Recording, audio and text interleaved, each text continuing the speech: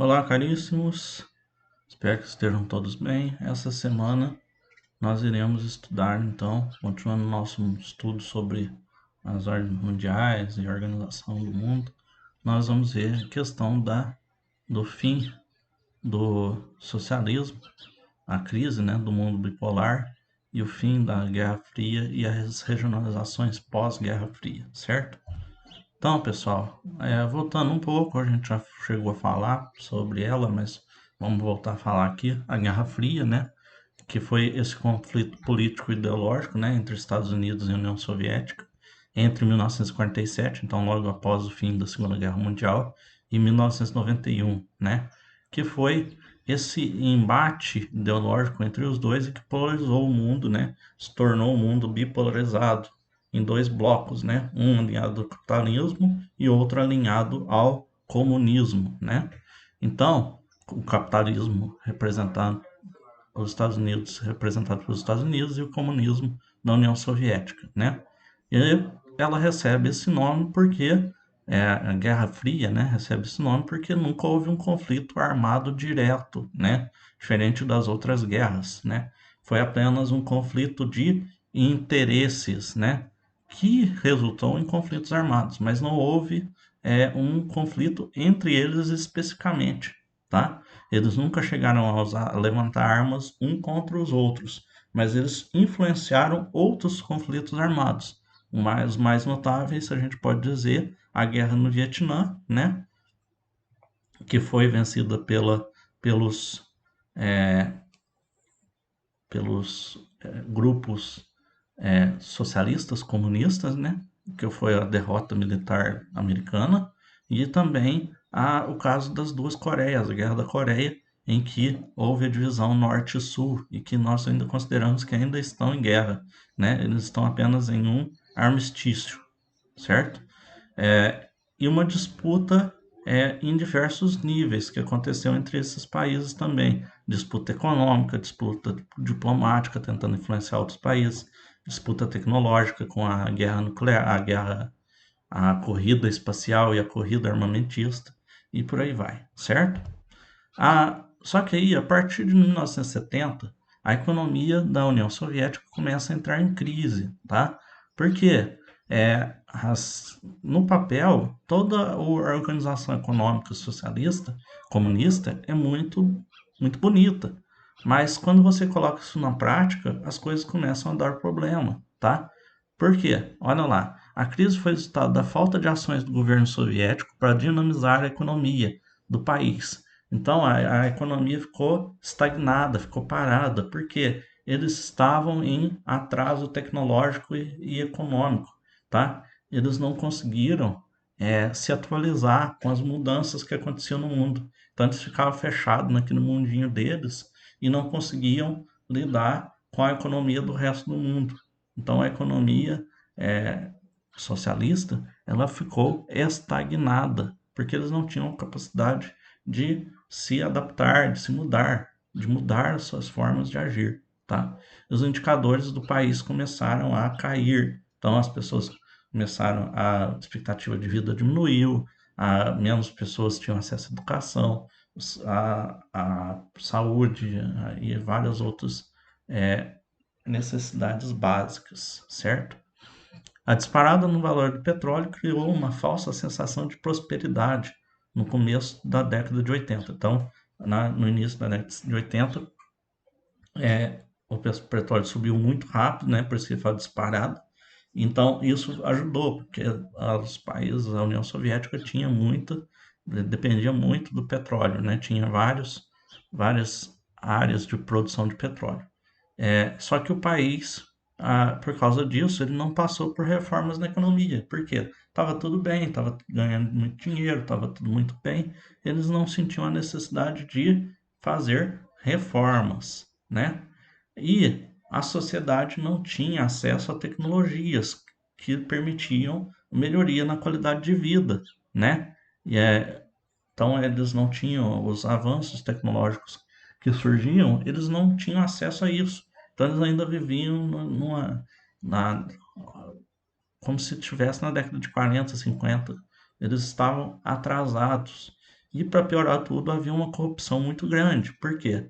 Nos socialistas eles diziam que todos eram iguais e tudo mais, mas na prática era um grupo dos que comandavam é que tinham o controle de tudo e se aproveitavam, viviam no luxo, enquanto a grande maioria da população vivia na pobreza, né? Vivia passando falta. E aí nós vamos ter dois acontecimentos na década de 80 que vão fazer com que essa situação da União Soviética se agrave ainda mais e que vão ajudar a levar ainda mais ao fim da União Soviética.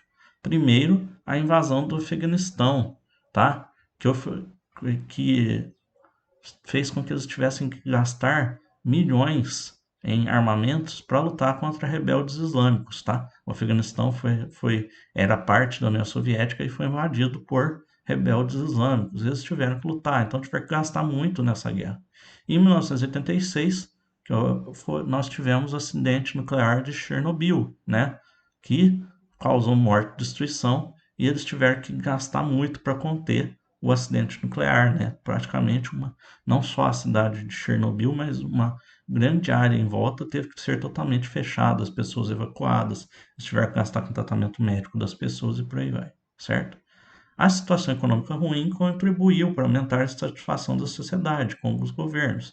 Então a população vai sofrendo, com pouca liberdade de expressão, autoritarismo, crise econômica, falta de dinheiro, falta de comida, sem a saúde, sem a educação e tudo mais, as pessoas começam a ficar insatisfeitas e começam a criar grupos de oposição, movimentos de oposição a esse bloco comunista que é o que manda, né? Que está mandando, certo? E aí nós vamos ter os primeiros sinais dessa insatisfação. Na Alemanha Oriental, que era a porção oriental da Alemanha, né? Lembrando que lá, após a Segunda Guerra, a Alemanha é dividida em duas partes, né? A Alemanha Ocidental capitalista e Oriental socialista, né? E a cidade de Berlim também é dividida com um muro, né? O chamado Muro de Berlim, certo?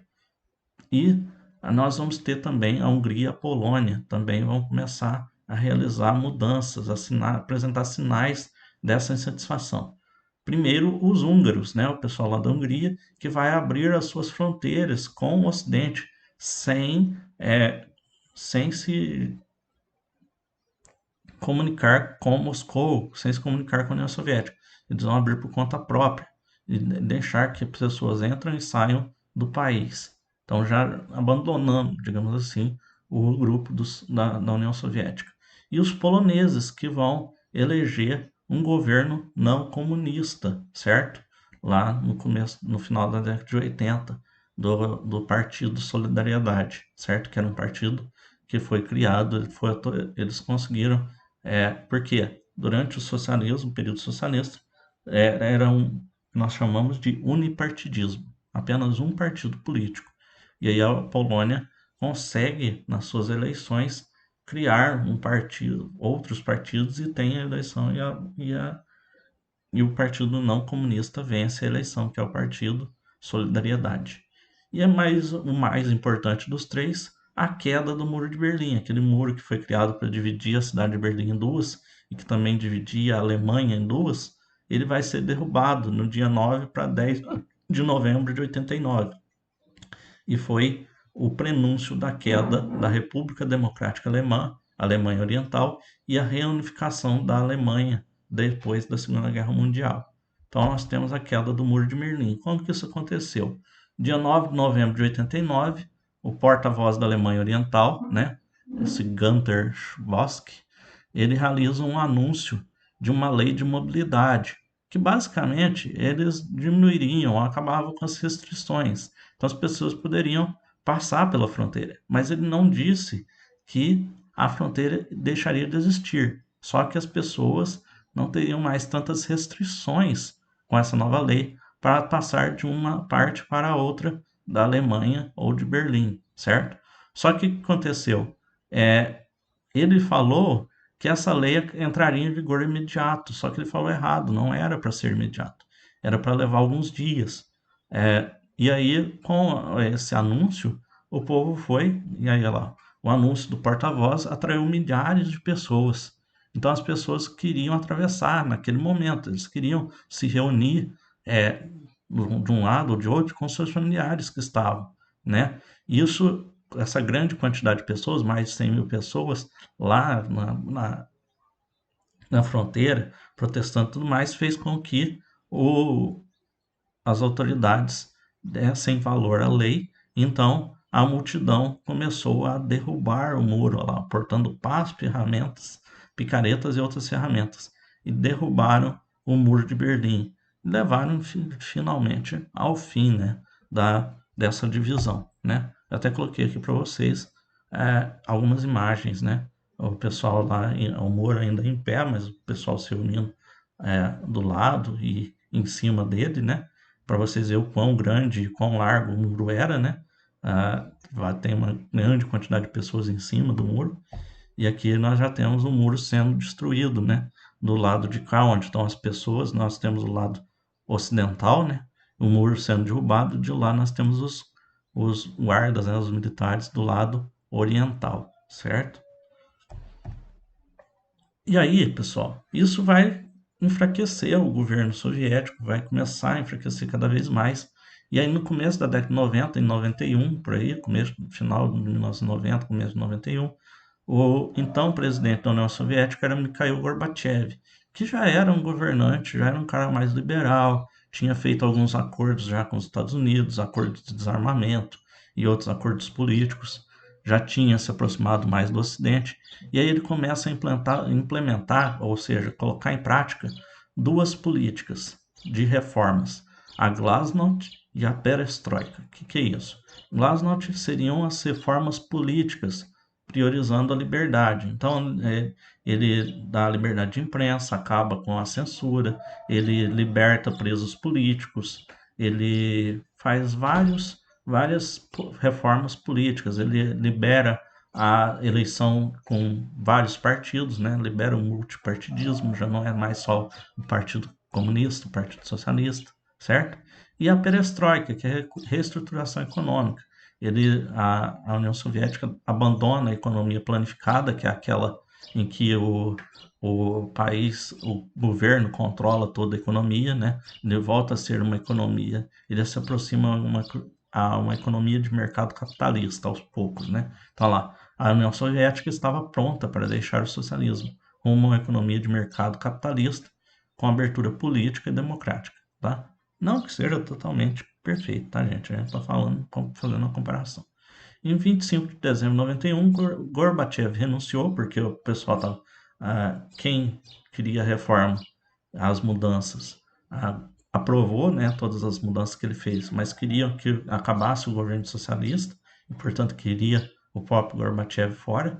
E aqueles que ainda queriam o sistema comunista, socialista, queriam ele fora porque queriam retomar, voltar a ser como era, certo? Então ele não aguentou e renuncia.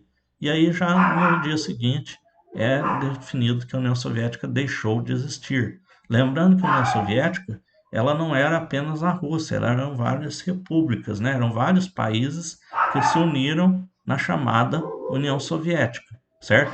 Com o fim da União Soviética, esses países têm sua liberdade política, certo? Então, a Rússia volta a ser um país sozinho, né? E os outros países que faziam parte também se tornam países livres, independentes politicamente, certo? E aí nós vamos também ter um processo de acordos militares. A Rússia vai fazer um processo de desarmamento nuclear, que foi criado durante a Guerra Fria e tudo mais. Também, sem a pressão tão soviética, outros países que eram socialistas, Polônia, Hungria, Romênia, Bulgária, entre outros, foram fazendo mudanças na sua política e economia, tá? E retornando à democracia e passando a fazer parte da economia de mercado capitalista, certo? Então nós temos aí o fim da Guerra Fria e também o fim da divisão em dois blocos ideológicos. Nós não temos mais o bloco socialista e nós vamos ter apenas o bloco capitalista. E também o fim do temor de uma guerra nuclear, né? E das disputas armamentistas que existiam, certo? E aí então nós vamos ter então essa nova ordem mundial, né? que se estabelece com o fim do socialismo, né? Com a queda do Muro de Berlim, a unificação da Alemanha e a dissolução da União Soviética, né? Em 15 novos países. Então, esses acontecimentos representaram a transição do socialismo real, né, que existia, com a economia planificada, para a economia capitalista, né? E desaparece a estrutura bipolar que a gente tinha no período da Guerra Fria. E nós temos uma nova ordem com a hegemonia do capitalismo. O socialismo não desaparece de tudo, né? Como a gente viu, a gente sabe, ainda existe, ainda é presente em Cuba, na China, na Coreia do Norte, é, no, na própria Venezuela, aqui no nosso vizinho. Ele ainda é presente, apesar de a economia em muitos desses países já ser uma economia de mercado. A China é um exemplo claro de um país com sistema político socialista, mas economia capitalista, tá? Então, a ordem pós-Guerra Fria é monopolar ou unipolar também, que a gente chama, né? A gente já falou sobre isso, com a supremacia militar dos Estados Unidos, pois é a grande superpotência militar, né? Principalmente após o 11 de setembro, quando eles acabaram investindo ainda mais no seu poderio militar devido ao terrorismo mundial, né? Os ataques terroristas lá em 11 de setembro. Mas muitos também acreditam em uma ordem multipolar, considerando os fatores econômicos, considerando o fator econômico, né? Então você teria outros polos de poder, além dos Estados Unidos, você teria o Japão na Ásia, né? E a União Europeia. E também, hoje, nós podemos dizer a China, certo? Então aqui nós temos a divisão de acordo com a nova ordem mundial. Nós temos a linha aqui no meio que separa países do norte e países do sul. O norte que seriam os países ricos ou desenvolvidos, né? Então, Estados Unidos, Canadá, países da Europa Oriental e Ocidental, Japão e países da Oceania, especialmente a Austrália, né? E a Nova Zelândia. E países do sul que seriam os pobres, subdesenvolvidos ou em desenvolvimento, né? América Latina e a África e a parte da Ásia, né? China. A China ainda é considerada, mas apesar que está mudando para se tornar um desenvolvido, né? Mas China e outros países da Ásia, Oriente Médio, por aí vai, tá? Então é isso para essa semana, pessoal. Espero que todos tenham entendido. Qualquer dúvida, só me procurar pelo WhatsApp, certo? Até mais, uma boa semana para todos.